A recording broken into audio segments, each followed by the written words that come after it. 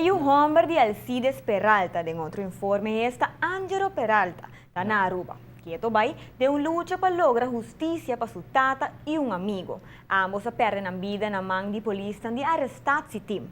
Maneira por corda, a polícia de Merca faz uma petição via a agência antidroga DEA, em qual pede para detener duo aqui e para extraditar para Merca. Está acusando de estar metido em negócio ilícito de droga, pero ora vai detener no dia 22 de fevereiro de 2012.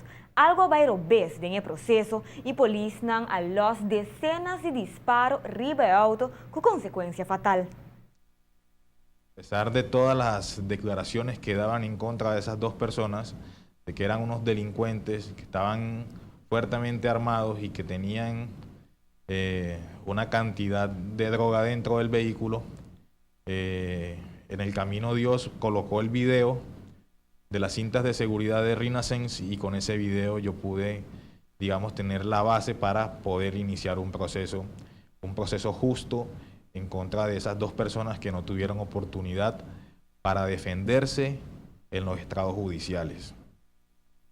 Ese video muestra la torpeza del cuerpo policial, la sevicia que tuvieron cada uno de los integrantes que dispararon sus armas y que no descansaron hasta ver a las dos personas fallecidas. O processo aborda de mão de corte civil para poder determinar quanto é dano personal de cada família que a perde na casa e na tata. Abogado avisa que a suma está surpassar mais de 1 milhão de florins, pero a família está insistir que não tem para placa, não tem para desculpa que não a acaba de forma personal, pero não quer publicamente. Y luego de enseñarle el video de las cintas de seguridad, el video completo, el primer ministro se levantó y me pidió disculpas por lo que se había cometido. Él aceptó en esa reunión una torpeza del cuerpo policial de Aruba, él aceptó que había una equivocación. Pero se limitó solo a un perdón a puertas cerradas. Y esa no es la disculpa que yo estoy buscando.